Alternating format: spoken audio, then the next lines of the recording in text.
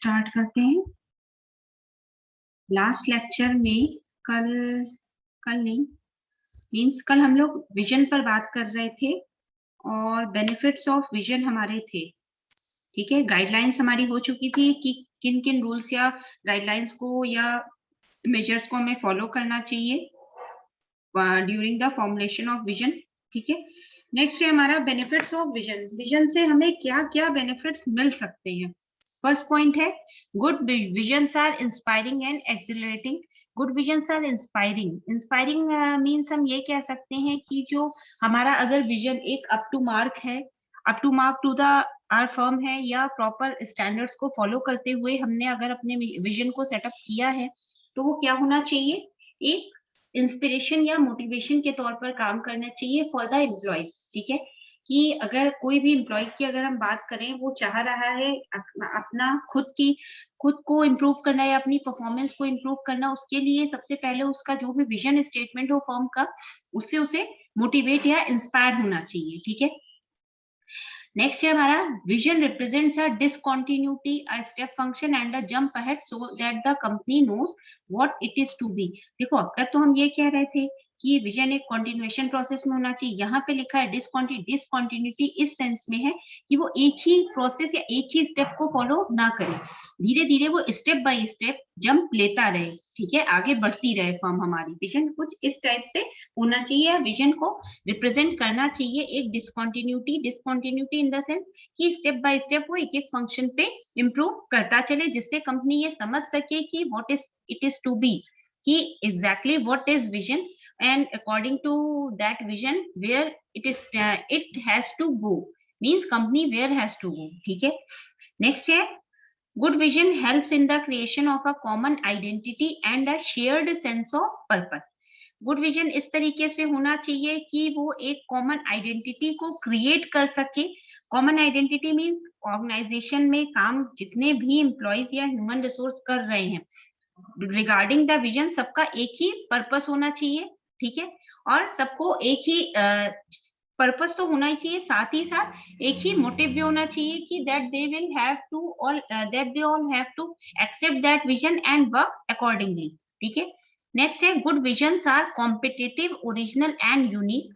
They make a sense in the market place as they are practical.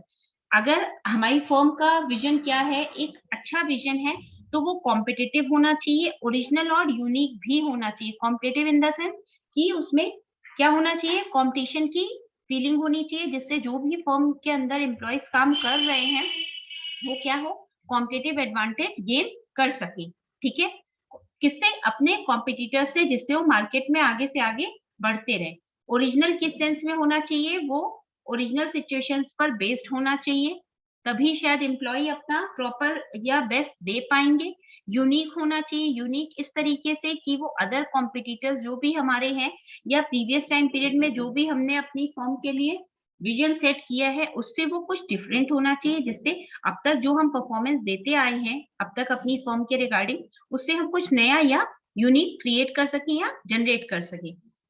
और market place में इस तरीके से विजन का सेटअप होना चाहिए कि वो ये ऐसा फील हो उस विजन से कि उस विजन को, विजन क्या होता है, सिर्फ एक नॉर्मल एक स्टेटमेंट फॉर्म में होता है, उसका प्रैक्टिकल एप्लीकेशन तब होता है जब उस विजन को फॉलो करते हुए हम क्या करें, अपनी फर्म के ग्रोथ के लिए काम करते हैं। ठीक है, नेक्स्ट क्या है, good vision foster risk taking and experimentation.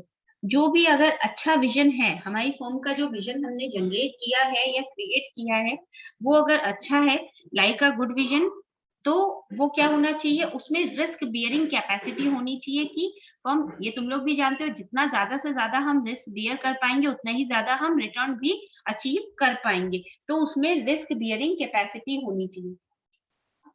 ठीक है, और साथ ही साथ एक्सपेरिमेंटेशन वाली भी एक अप्रोच होनी चाहिए कि जैसे एक्सपेरिमेंटेशन किस तरीके से, लाइक कोई फर्म है, उसका कोई प्रोडक्ट मार्केट में ऑलरेडी रन कर रहा है। ठीक है, अब उसमें वो कुछ इनोवेशंस या इन्हांसमेंट करना चाहते, तो वो या तो फर्म डरी रहे कि कहीं ऐसा ना हो उसके इनोवेशन से उसका जो क्लाइंटेल है वो कम हो जाए।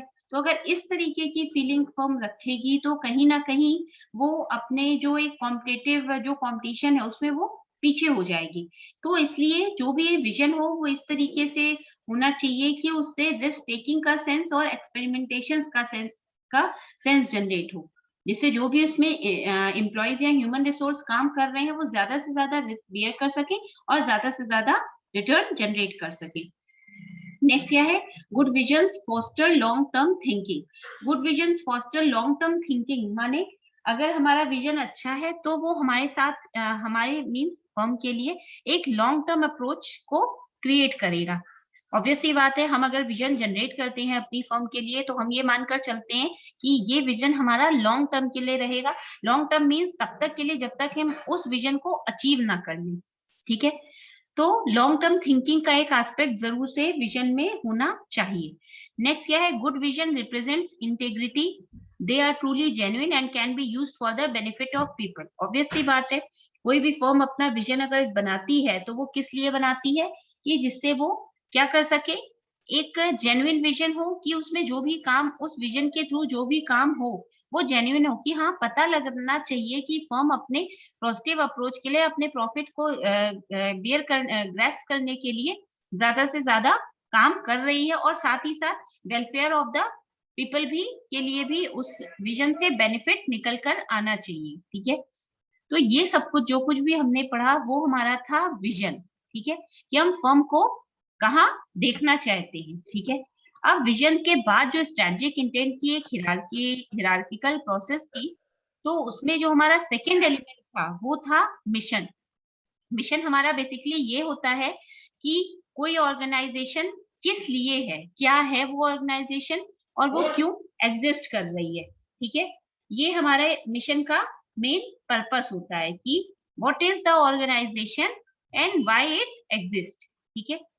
तो इस चीज को के आंसर के लिए ही हम मिशन स्टेटमेंट को डेवलप करते हैं। एक सेकेंड बच्चों, एक second.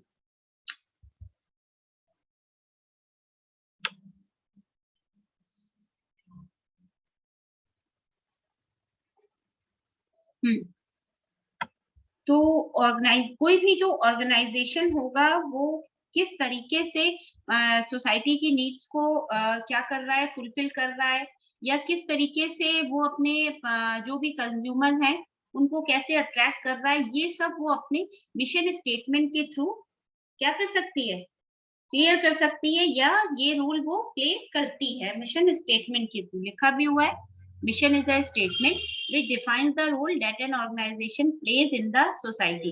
It refers to the particular needs of that society. अब मिशन क्या करता है, किसी भी सोसाइटी की पर्टिकुलर नीड को क्या करता है, पर्टिकुलर नीड को क्या करता है, फुलफिल करने का काम करता है, ठीक है। अब मिशन बेसिकली किसी भी एक इंडिविजुअल के एस्पेक्ट को नहीं क्लियर करता है, वो एक कंबाइंड अप्रोच होती है, ठीक है। कंबाइंड अप्रोच किस तरीके से होती है कि उसे सब कुछ देखना होता है कि अपने मिशन स्टेटमेंट के थ्रू वो क्या करे, अपने जो भी उसके कंज्यूमर है उनको भी अट्रैक्ट करे, साथ ही साथ जो उसका मिशन है कि ऑर्गेनाइजेशन क्यों एग्जिस्ट कर रही है इसका भी आंसर दे, और ये भी करे कि मिशन स्टेटमेंट के थ्रू फर्म अपने प्रॉफिट को भी अटेन कर सके, ठीक है, या अचीव कर सके। अब आगे बात आती है करेक्टरिस्टिक्स की। कुछ फीचर्स या करेक्टरिस्टिक्स हमें दे रखे हैं, कौन कौन से, feasibility, clarity, precision, motivation, distinctiveness और reflection of major strategy, and last one is formulating a business mission statement. अब तुम लोग बताओ कि ये जो पॉइंट्स है like feasibility, precision, clarity, motivation, distinctiveness, किस तरीके से मिशन स्टेटमेंट के फीचर्स या कैरेक्टरिस्टिक होते हैं, एक्सप्लेन करो। एक एक स्टूडेंट एक एक पॉइंट से क्लियर करो। फिजिबिलिटी, 11 स्टूडेंट्स हैं क्लास में, तो 10 है, तो 10 में से एक एक क्लियर करो। फिजिबिलिटी किस तरीके से एक फीचर के तौर पर काम करता है मिशन स्टेटमेंट के, बोलो, ये सब हम पढ़ा चुके हैं। बोलो बच्चों, तुम ही लोगों से पूछ रहे हैं, बोलो क्या होता है। मिशन स्टेटमेंट के कैरेक्टरिस्टिक्स या फीचर्स की अगर हम बात कर रहे हैं तो mission statement should be feasible, किस तरीके से फिजिबल होना चाहिए, मैम उसमें सब क्लियर होना चाहिए कि ये हमारे ऑब्जेक्टिव है, इनको क्लियर करना है, हमारे गोल्स हैं। ये कौन है जो रिप्लाई दे रहा है? मैम रूमी। अच्छा, चलो किसी ने तो इनिशिएटिव लिया। बात तो सही है, फिजिबिलिटी इस तरीके से होनी चाहिए, जो भी हमारा मिशन स्टेटमेंट हो वो फिजिबल। फिजिबल मीन्स जिस तक हम आसानी से पहुंच सके, मीन्स इजिली एक्सेसिबल हो। हम ऐसा ना हो लाइक हमने तय कर लिया कि इस सेमेस्टर में हम 95% स्कोर करेंगे। ऑब्वियस सी बात है 95% तो हम स्कोर नहीं कर पाएंगे। जब हम 70-80 का टारगेट लेकर चलते हैं तब कहीं हम 75 पर आके लटक जाते हैं। हमें उतनी चीजें करनी है या उतना हमें अपना रेजोल्यूशन लेकर चलना है कि जितने को अचीव करने में फर्म को, या मतलब हम फर्म की तरह से ही बात करें तो फर्म को प्रॉब्लम ना हो, ना ही उसके जो अवेलेबल रिसोर्सेज हैं उन पर कोई खास गहरा या बड़ा इम्पैक्ट है। ठीक है, हमारी बात एकदम सही थी बट थोड़ा बहुत अप्रोच से तुम हट रहे थे। ठीक है, नेक्स्ट बोलो। अदर स्टूडेंट कोई और बताओ। प्रिसीजन, किस तरीके से प्रिसीजन मिशन स्टेटमेंट के एक फीचर के तौर पर वर्क करता है? जल्दी बोलो, टाइम वेस्ट हो रहा है। क्लैरिटी वो होती है जो तुम क्या बता रहे हो? कोई भी क्लैरिटी decision- बता रहे हो कि प्रिसीजन बता रहे हो? मैम क्लैरिटी बता रहा हूँ। ठीक है, बोलो क्लैरिटी क्या होती है? मैम जो भी काम जो दिया जाता है अपने तीनों लेवल ऑफ मैनेजमेंट के द्वारा, तो उस सब चीज को एकदम क्लियरली रूल्स एंड रेस्ट्रिक्शंस एकदम बता देना चाहिए। ठीक, मीन्स ये है कि हमारा मिशन स्टेटमेंट हमने लाइक अगर कोई स्टेटमेंट क्या किया है, क्रिएट या जनरेट किया है, तो वो इस तरीके से होना चाहिए कि उस मिशन स्टेटमेंट में क्या क्या टर्म्स आ रहे हैं, ठीक है, कौन कौन से टर्म्स को हमने फीचर किया है, वो हमें बहुत ही इजिली क्लियर या इजी टू अंडरस्टैंड होने चाहिए, बहुत ही क्लियर वे में लिखे होने चाहिए, मेंशन होने चाहिए, जिससे जो भी फर्म से रिलेटेड सोर्सेज हैं, इंटरनल सोर्सेज, उन्हें उनके लिए उस मिशन स्टेटमेंट को समझना बहुत इजी हो। ये कौन स्टूडेंट है जिसने अभी क्लैरिटी बताई थी? नाम बताओ बेटा, बोलो। सब मुंह बंद करके बैठे हो। नेक्स्ट बताओ, मोटिवेशन। मिशन स्टेटमेंट का एक फीचर मोटिवेशन किस तरीके से होना चाहिए? जल्दी बोलो, तुम लोग कुछ नहीं बोलते हो। हाँ बोलो, हाँ बोलो, मोटिवेशन किस तरीके से? हाँ बोलो, बोलो तो बेटा आगे। जो भी ऑर्गेनाइजेशन को मोटिवेट करते हैं कि ताकि अपना बेस्ट दे सके each and every employee. Mission statement हमारा जो जनरेट किया जाए उसमें इस तरीके से उसको फीचर्ड किया जाना चाहिए कि उसमें जो भी टर्म्स हो या जो भी कॉन्सेप्ट हम उस मिशन स्टेटमेंट में मेंशन करें, उससे क्या होना चाहिए, जो भी किसी भी फर्म के इंटरनल कैपेबिलिटीज या जो भी इंटरनल रिसोर्सेज हैं वो उससे एज अ मोटिवेटर के तौर पर उसे ट्रीट करें, जिससे वो उससे इंस्पायर या मोटिवेट हो सके। नेक्स्ट बोलो, डिस्टिंक्टिवनेस। कोई और भी स्टूडेंट बोलो, सेलेक्टेड 2 या 3 बच्चे ही बोल रहे हो। बोलो, डिस्टिंक्टिवनेस का मतलब क्या होता है? डिस्टिंक्टिवनेस मतलब होता है कि यूनिक बिहेवियर, ठीक है, सबसे अलग। मीन्स जो भी फर्म हो, फर्म किसी भी फर्म का मिशन स्टेटमेंट इस तरीके से होना चाहिए कि वो डिस्टिंक्टिव होना चाहिए। किससे? अदर जो भी फर्म्स हैं या जो भी मार्केट प्लेयर मार्केट में है, उनके जो भी उनका मिशन स्टेटमेंट हो उससे अगर आप कुछ डिफरेंट प्रोवाइड कर पाएंगे, शायद उसी केस में कस्टमर आपकी फर्म के प्रोडक्ट को या आपकी फर्म को एज अ न्यू इंट्रेंट एक्सेप्ट कर पाएगी। ठीक है, भले ही आप न्यू इंट्रेंट हो या फिर आपका प्रोडक्ट ऑलरेडी एग्जिस्ट कर रहा हो। ठीक है, नेक्स्ट है reflection of major strategy. Means जो भी हमारे फर्म की मेजर स्ट्रेटजीज हम फॉलो कर रहे होते हैं वो हमारे मिशन स्टेटमेंट में इजिली क्या होनी चाहिए, दिखनी चाहिए, जिससे हम उसको उस मिशन स्टेटमेंट को और अच्छे से और कम टाइम स्पैन में इफेक्टिव और एफिशिएंट वे में उसको अचीव कर सके। नेक्स्ट है, लास्ट है, formulating a business mission statement. Formulating a business mission statement माने जो भी हमारे कोई भी बिजनेस है या फर्म है, उसका जो भी मिशन स्टेटमेंट हो, उसका जो फॉर्मुलेशन हो वो इस तरीके से होना चाहिए कि वो खुद बिजनेस के ओरिजिन को क्या कर सके, एक्सप्लेन कर सके कि किस पर्पस के थ्रू जो भी बिजनेस का प्रमोटर था या बिजनेस का ओनर है, उसने किस पर्पस को या किस पॉइंट ऑफ को अपने थॉट में, प्रोसेस में रखते हुए या शामिल करते हुए उस बिजनेस को के इंसेप्शन के बारे में या ओरिजिनेशन के बारे में सोचा।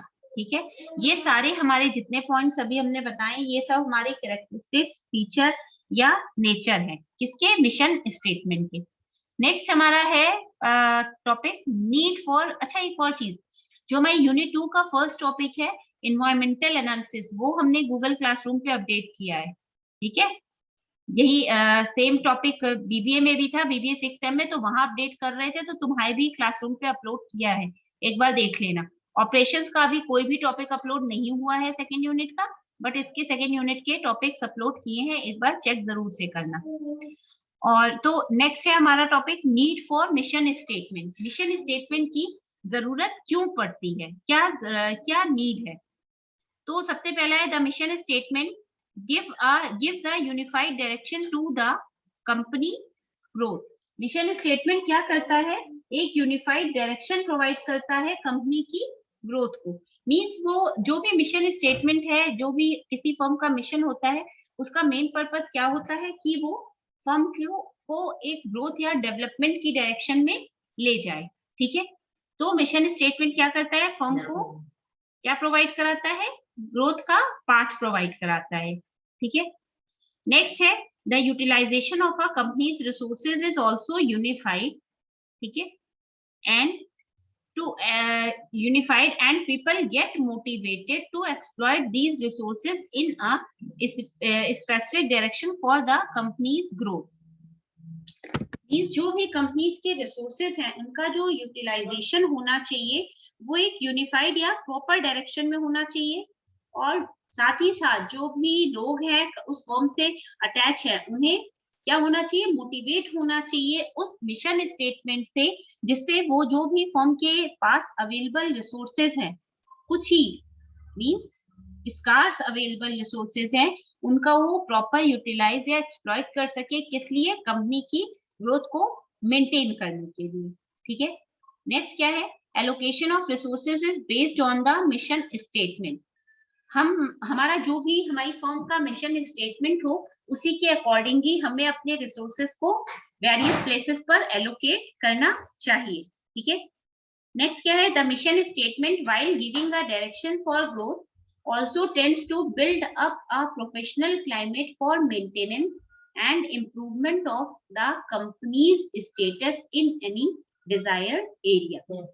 जो किसी भी फर्म का मिशन स्टेटमेंट हो, वो इस टाइप से उसकी नीड क्यों पड़ती है, जिससे कि एक ये भी एक नीड को जनरेट करने का फैक्टर, इंपॉर्टेंट फैक्टर हो सकता है कि जो भी मिशन स्टेटमेंट होता है वो फर्म की ग्रोथ के डायरेक्शन को क्या करता है, बिल्डअप करता है, और विद इन द फर्म एक प्रोफेशनल क्लाइमेट को क्रिएट करता है, जिससे जो भी कंपनी का स्टेटस है मींस मार्केट में या जो भी डिजायर्ड एरिया है वहां पे उसके स्टेटस को क्या किया जा सके, और अधिक इम्प्रूव या और अधिक क्लियर किया जा सके, जिससे कि फर्म को ग्रोथ हो और उसमें फर्म की ग्रोथ हो, साथ ही साथ उसमें डेवलपमेंट भी हो। नेक्स्ट क्या है, the mission statement outlines a framework for organisational planning, assigning definite tasks and responsibilities to each business unit। जो मिशन स्टेटमेंट होता है बेसिकली वो एक किसी भी ऑर्गेनाइजेशन के लिए एक फ्रेमवर्क या एक आउटलाइन रेडी करता है या प्रिपेयर करता है रिगार्डिंग प्लानिंग से रिलेटेड, या जो भी ऑर्गेनाइजेशन से रिलेटेड ह्यूमन रिसोर्सेज को जो भी टास्क प्रोवाइड किए जा रहे हैं, या जो भी फर्म की बिजनेस यूनिट है उनको जो भी रिस्पॉन्सिबिलिटीज दी जा रही हैं, जिससे कि वो क्या कर सके, फर्म की ग्रोथ के पाथ को और ज्यादा डेवलप कर सके। नेक्स्ट क्या है, the mission statement helps to set up and develops a control mechanism for achievement of objectives. Mission statement की जरूरत इसलिए भी पड़ती है क्योंकि वो एक कंट्रोल मैकेनिज्म क्रिएट करता है for the firm for achievement of their objectives. ठीक है, नेक्स्ट है हमारा mission statement provide useful insights into its functioning and helps test its closed assumptions। Means इसका मतलब क्या हुआ, जो मिशन स्टेटमेंट होता है वो फर्म की फंक्शनिंग के लिए क्या करता है, जो भी नेसेसरी या यूजफुल फीचर्स। क्या हुआ, बोलो बेटा क्या कह रहे हो? मैम अब्दुल किसी क्लास में बुला रहा है। जो फिलहाल क्लास चल रही है ना, अभी उसमें टाइम बाकी है, अभी 17 मिनट की क्लास पेंडिंग है, अभी इस क्लास को अटेंड कर लो, उसके बाद दूसरी क्लास अटेंड करना, ठीक है। नेक्स्ट क्या था, it helps prevent people in falling into an activity trap. ये भी एक होता है कि एक ही फॉर्म में बहुत सारी एक्टिविटीज हो रही होती है, ठीक है। अलग अलग जो भी पर्सन जिस भी एरिया जिस भी फील्ड में स्पेशलाइज्ड होता है वो उसी एक्टिविटी में पार्ट लेता है। अगर फर्म का मिशन स्टेटमेंट प्रॉपर वे में क्लियर्ड है टू ईच ह्यूमन रिसोर्सेज या टू ईच वर्कर या टू ईच एम्प्लॉय और इधर मैनेजरियल लेवल और ऑपरेशनल लेवल, तो ऐसे केस में क्या होगा, जो भी फर्म के बेसिकली फर्म में काम करने वाले ह्यूमन रिसोर्सेज है वो किसी भी अदर एक्टिविटी में ट्रैप नहीं हो पाएंगे, ना ही फंस पाएंगे, ठीक है। वो जिस एक्टिविटी के लिए स्पेशलाइज्ड है वो सिर्फ और सिर्फ उसी ही एक्टिविटी पर वर्क करेंगे, ठीक है। नेक्स्ट है हमारा formulation of mission statement. Mission statement का फॉर्मुलेशन बेसिकली किस पर्पस से किया जा रहा है या क्यों किया गया, ठीक है। सबसे पहले ये इसलिए देखो, दो ही पॉइंट इसमें होते हैं। एक तो ये होता है कि जो भी डिसीजन मेकर्स होते हैं किसी भी फर्म में, ऑब्वियसली वो टॉप लेवल मैनेजमेंट के ही लोग होते हैं।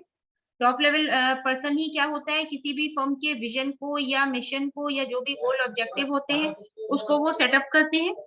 तो डिसीजन मेकर जो होते हैं उनकी जो पॉलिसी होती है, ठीक है, वो उसका सबसे इम्पोर्टेंट पार्ट यही होता है कि सबसे पहले उन्हें अपने मिशन को फॉर्मुलेट करना होगा। अगर एक प्रॉपर वे में फर्म के मिशन को फॉर्मुलेट किया जाएगा तभी शायद फर्म अपने प्रॉफिट के पाथ को क्या कर पाएगी, क्रिएट कर पाएगी, ठीक है। ये बहुत ज्यादा एक अगर एज सच देखा जाए तो कोई एज सच कोई बहुत इंपॉर्टेंट टॉपिक नहीं है, बट फिर भी किन पार्ट्स पर या किन डायमेंशंस के बेसिस पर मिशन स्टेटमेंट का फॉर्मुलेशन होता है, इस चीज पर ध्यान देना बहुत जरूरी है, ठीक है। तो ये भी एक ध्यान देना होगा। नेक्स्ट है हमारा विजन। जो फर्म का बेसिकली अगर देखा जाए लॉन्ग टर्म ओरिएंटेशन के चलते ही फर्म के विजन को हम बनाते हैं, ठीक है। फर्म का विजन सिर्फ ये बताता है कि ऑर्गेनाइजेशन खुद को कहाँ देख रही है एक सर्टेन टाइम ड्यूरेशन के बाद, बट मिशन ये होता है कि फर्म एग्जिस्ट क्यों कर रही है। तो मिशन स्टेटमेंट की जरूरत कहीं ना कहीं विजन के जनरेशन के बाद या क्रिएशन के बाद से पड़ती ही है, ठीक है। विजन बेसिकली क्या होता है, लॉन्ग टर्म ऑब्जेक्टिव के तौर पे वर्क करता है। Mission statement short term objective के वर्क पर, क्योंकि उस मिशन स्टेटमेंट में तुरंत ये चीज क्लैरिफाई होनी चाहिए कि वाई फर्म एग्जिस्ट, ठीक है। लास्ट क्या होता है, किस वजह से फॉर्मुलेट किया जाता है, ऑर्गेनाइजेशन में जो भी ऑर्गेनाइजेशन के की पॉइंट्स हैं उनको क्लियर करने के लिए या की डिसीजन मेकर जो भी है उनकी जो फिलॉसफी या पॉलिसीज है या जो भी उनके लॉन्ग टर्म कॉन्सेप्ट्स हैं रिगार्डिंग द ऑर्गेनाइजेशन, उसको और ज्यादा क्लियर करने के लिए अमंग द ह्यूमन रिसोर्सेज या all the person related to firm, उसके लिए मिशन स्टेटमेंट की जरूरत पड़ती है, ठीक है। तो ये बेसिकली हमारे मिशन फॉर्मुलेशन से थे रिलेटेड। नेक्स्ट है हमारा कि mission during the mission formulation of mission statement कौन कौन से इश्यूज जनरेट हो सकते हैं, ठीक है, या कौन कौन से इश्यूज इन द सेंस ये नहीं कि कोई प्रॉब्लम, ठीक है, इश्यूज इन द सेंस कि क्या क्या फायदे भी हो सकते हैं, ठीक है। तो सबसे पहला क्या है, it provides confidence that a product or service in question will reap benefits to give profit or and create surplus। जो मिशन स्टेटमेंट होता है ये क्या करता है, प्रोडक्ट और सर्विस के जो भी प्रोवाइड हो की जा रही है बाय द फर्म, उसके लिए क्या करता है, बेनिफिट प्रोवाइड करता है, ठीक है, साथ ही साथ प्रॉफिट भी क्रिएट करता है और फर्म किसी भी फर्म के लिए सरप्लस को भी जनरेट करता है। सरप्लस मींस एक्सेस मनी या एक्सेस प्रॉफिट, एक्स्ट्रा प्रॉफिट जो कि फर्म वापस से उसे रिटेन अर्निंग्स के फॉर्म में अपने पास रख सकती है, ठीक है। It provides confidence that functions desired from a product will satisfy specific needs of customers. जो मिशन स्टेटमेंट होता है उसके जनरेशन से ये भी क्लियर होता है कि किस मेन पर्पस के चलते क्यों मिशन स्टेटमेंट को क्रिएट किया गया है, ठीक है। वहां पे हमें ये भी ध्यान देना है कि जो भी मिशन स्टेटमेंट को क्रिएट किया गया है उससे जो भी कुछ स्पेसिफिक नीड्स हैं वो क्या क्लियर हो, वो क्या कंप्लीट या फुलफिल हो रही है, ठीक है, किसकी, कस्टमर्स की। नेक्स्ट है इट क्रिएट्स और it provide confidence regarding a chosen technology that would meet required production volume and desired quality. हम अपने मिशन स्टेटमेंट के फॉर्मुलेशन से क्या कर सकते हैं, जो भी हम टेक्नोलॉजी चूज कर रहे हैं, ठीक है, किसके लिए, अपनी फर्म में ड्यूरिंग फॉर प्रोडक्शन, वो उस चूजन टेक्नोलॉजी से या जो भी हमने टेक्नोलॉजी सेलेक्ट की है उससे हमारे प्रोडक्शन का जो वॉल्यूम है, ठीक है, वो जो भी हमें मतलब जो हमारी रिक्वायरमेंट है कि कितना हमें यूनिट्स प्रोड्यूस करनी है और किस टाइप की हमारी जो डिजायर्ड क्वालिटी है उसको भी क्या करता है, फुलफिल करता है या उस रिक्वायरमेंट को क्या करता है, जनरेट करके कंप्लीट करता है, ठीक है। नेक्स्ट क्या है, it provides confidence regarding ability of an organization to meet the requirements of a customer or even surpass it for a product or service। इसका मतलब क्या होता है कि ये जो होता है कॉन्फिडेंस क्रिएट करता है किस चीज का, कि ऑर्गेनाइजेशन की एबिलिटी को इम्प्रूव करता है जिससे वो कस्टमर की जो भी नीड्स या रिक्वायरमेंट्स हैं उनसे मीट आउट कर सके और साथ ही साथ उन्हें सरपास कर सके अपने प्रोवाइडेड प्रोडक्ट्स या सर्विसेज के थ्रू, ठीक है। नेक्स्ट है it provide confidence that the business will grow and be more useful to society. ये क्या करता है, बिजनेस को क्या प्रोवाइड करता है, कॉन्फिडेंस प्रोवाइड करता है जिससे कि बिजनेस ग्रो करे और वो ज्यादा से ज्यादा यूजफुल हो सके फॉर द सोसाइटी, ठीक है। नेक्स्ट क्या है, it provide confidence that the business will build a good public image. एक सेकेंड बच्चों, एक second screen I think scroll हो गई हमसे। तो क्या है कि इट प्रोवाइड्स, नहीं ये नहीं, ये तो हो गया था, एक सेकेंड बच्चों, नीड हो चुकी है हमारी, ये इश्यूज पर है। हाँ, it provides that the business will grow and be more useful to society, ये तो हो ही गया। नेक्स्ट है it provides confidence that the business will build a good public image and satisfy personal goals of employees working for the organization। अगर हमारा mission statement हमारी firm का अप टू मार्क है तो वो क्या होगा, एक अच्छी इमेज प्रोवाइड करेगा हमारी फर्म को अमंग द पब्लिक, और साथ ही साथ इस चीज पर भी ध्यान रखेगा कि जो भी हमारी फर्म है वो क्या करे, उस फर्म में काम करने वाले लोग जो भी एम्प्लॉयज हैं उनके जो भी पर्सनल गोल्स हैं उनको भी वो क्या हुआ, मैं वही यही मैम, इसमें जो पर्सनल गोल्स हैं एम्प्लॉय के वो भी मैम उसको भी मैम वो अचीव करें मैम, हाँ एक तरह से वो अचीव भी कर सके साथ ही साथ। और अगर इतना सब होगा तो ऑर्गेनाइजेशन के विद इन द ऑर्गेनाइजेशन तो क्या होगा, एक अच्छा एटमॉस्फेयर क्रिएट हो सकेगा जिससे जो भी एम्प्लॉयज होंगे वो अपना बेटर प्रोडक्टिव बिहेवियर जनरेट कर पाएंगे, ठीक है। मैम एक तरह से मैम जॉब सेटिस्फैक्शन कह सकते हैं ना मैम, क्या बोलो, फिर से बोलो मैम, एक तरह से मैम जॉब सेटिस्फैक्शन कह सकते हैं मैम। ऑब्वियसली बात है, अगर तुम ही हो एज अ एम्प्लॉय कहीं काम कर रहे हो, काम तुम्हें प्रोवाइड किया जा रहा है, तुम्हें ऐसा लग रहा है वो काम तुम्हारी ही फील्ड का है, तुम्हारे एरिया ऑफ स्पेशलाइजेशन का है, शायद तुम उसमें अपना बेस्ट परफॉर्मेंस दे पाओगे। अगर तुम अपने खुद को बेस्ट परफॉर्म कर पाओगे तो उसके बाद ही कहीं ना कहीं तुम अपनी जॉब से सेटिस्फाई हो पाओगे। जो एचआर में एक टर्म पढ़ते हो ना, जॉब सेटिस्फैक्शन, वो यही होता है। Yes ma'am. एक और इसी से रिलेटेड टर्म होता है जॉब डिस्क्रिप्शन। जॉब डिस्क्रिप्शन हमारा जो हम काम करते हैं वो होता है कि हमें जो काम दिया गया है उसका डिस्क्रिप्शन, ठीक है। अब नेक्स्ट है हमारा बिजनेस डेफिनेशन, इसको डिटेल में बाद में नेक्स्ट लेक्चर में पढ़ाएंगे। बिजनेस डेफिनेशन बस इतना समझ लो, जो हमारी फर्म है वो क्यों है, किस लिए एग्जिस्ट कर रही है, ये सब कुछ हमें उसी बिजनेस डेफिनेशन में ही बताना है, ठीक है। इसमें कुछ एक मॉडल भी हम पढ़ेंगे।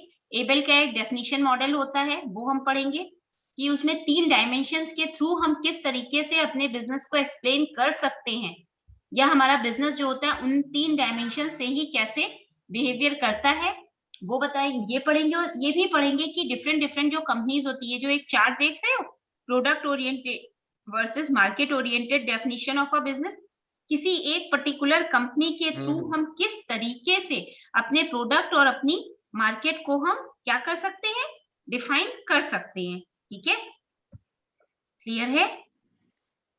Yes ma'am. ओके, जितना आज बताया उतना क्लियर है ना? एक बार गूगल क्लासरूम पर भी जाके चेक करना। हमने यूनिट 2 के कुछ नोट्स डाले हैं वहां पे, ठीक है? एक पीडीएफ फाइल है, तो उसमें जब पढ़ाना रिवाइज कराना शुरू करेंगे तब क्लियर कर देंगे कि कुछ ही चीजें तुम्हारे लिए रिक्वायर्ड हैं, ठीक है? कुछ चीजें एक्स्ट्रा भी है, तो उनको पढ़ने में कोई बुराई नहीं है, ठीक है? अच्छा, एक और चीज, तुम लोग का रिजल्ट आने वाला है ना? Yes ma'am. अपलोड होगा बहुत जल्दी, अभी से ऑल द बेस्ट कह रहे हैं। हाँ, मैम कब तक मैम होगा अभी मैम? चेक किया था, अभी आया नहीं है। अभी नहीं, लेकिन बेटा नहीं, अभी आया। कल से काफी कोर्सेज के रिजल्ट अपलोड हो चुके हैं, तो धीरे हाँ, धीरे। वो बीए वालों के हुए हैं, हम लोग के नहीं हुए। हम लोग के शायद मे बी ऑन मंडे तक आ जाएंगे। मंडे क्यों, आज तो वर्किंग हो ही रही है ना, तो जहां तक है हमें भी आज ही हो जाए। बीसीए का आ चुका है, इसलिए चलिए, हो सकता है मे बी। हाँ, तुम लोगों का भी ओके जल्दी आ कहाँ पर जाएगा। ड्रॉप करेंगे? कल हाँ? मैम तो कोई हम ड्रॉप लोगों करेंगे। को, मैम हम लोगों में जो कोई फर्स्ट सेकंड थर्ड आएगा उसको कुछ मिलेगा? बेटा पता नहीं, ये तो हमने भी अभी ज्वाइन कभी किया है मिला इस है? बारे। हाँ, लेकिन क्यों नहीं, सर्टिफिकेट्स वगैरह कन्वोकेशन में तो कभी दिए ही जाते हैं। मैम वो तो मैम लास्ट ईयर में मिलते हैं ना, अभी कहाँ मिलते हैं? फर्स्ट ईयर में कहाँ मिल जाएंगे? फर्स्ट ईयर में कहाँ मिलेंगे? फर्स्ट ईयर में लास्ट में तो अब हमें एग्जैक्टली बेटा इसका कोई आइडिया नहीं है। लास्ट में मिलते मैम, गलत, लास्ट में मिलते हैं मैम, लास्ट में मिलते हैं। लास्ट ईयर में ओवरऑल निकाल के जो आता है मैम उसको मिलता है। तो अच्छी बात है ना, इसीलिए तो अभी से ऑल द बेस्ट कह रहे यस हैं। मैम। अच्छे से पढ़ाई करोगे, अच्छा रिजल्ट दे सकोगे। ठीक है, फिर तो अब हम क्लास फाइंड अप करते हैं। 1 बजे से ऑपरेशंस मैनेजमेंट की क्लास है, ज्वाइन करना, ठीक है? Okay ma'am, thank you ma'am. Okay बेटा, थैंक यू। अटेंडेंस पोस्ट कर देना, ठीक है? Okay ma'am.